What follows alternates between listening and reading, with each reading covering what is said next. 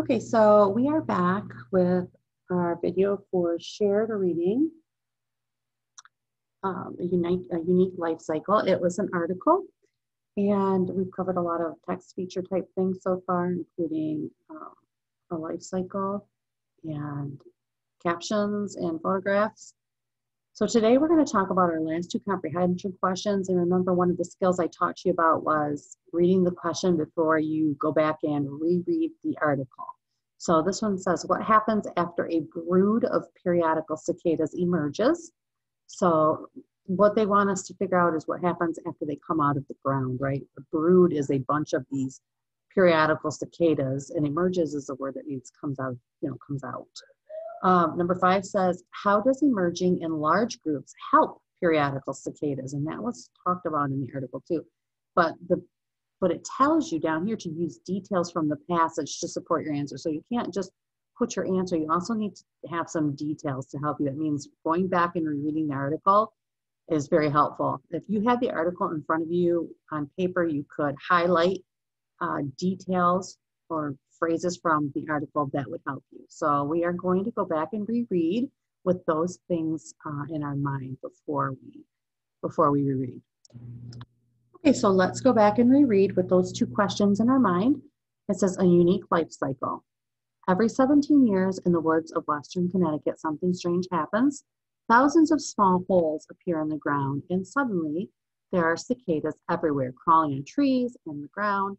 They are part of one brood or large group of cicadas that grow and emerge together. Cicadas are amazing insects. The most unusual ones are found in the eastern half of the United States. They are called periodical cicadas. They spend most of their lives underground. Then, depending on the species, the cicada emerges every 13 or 17 years. The millions of cicadas in a brood come out of the ground together. The cicada life cycle begins when a female lays her eggs. She lays up to 500 eggs in the twigs of a tree. The eggs hatch into tiny wingless nymphs and then fall to the ground. Then the nymphs burrow deep into the ground.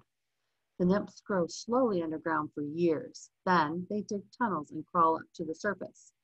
There they molt and become adults with wings.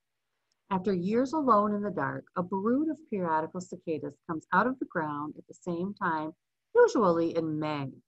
How does the brood know when to come up? Scientists think the cicadas count the years by changes in the sap they drink from roots. When trees lose their leaves in winter, their sap changes and the cicadas know another year has passed. They also know that when the soil gets warm, it is spring.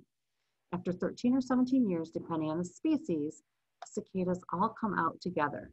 Because so many cicadas appear at once, other animals can't eat them all, and this allows some cicadas to survive. Adults live for only a few weeks. The males gather in large groups and make a noise called a song to attract the females. Together, they can be louder than a freight train. The adult cicadas reproduce. The females lay more eggs, and the cycle begins all over again. What happens after a brood of periodical cicadas emerges? After the cicadas emerge, they shed their skin and become adults with wings. The males make a noise called a song to attract females. The cicadas reproduce, females lay eggs, and the cycle continues. How does emerging in large groups help these periodical cicadas? And also use these details from the passage to help. So we're going to answer the first question by saying emerging in large groups helps the cicada stay safe.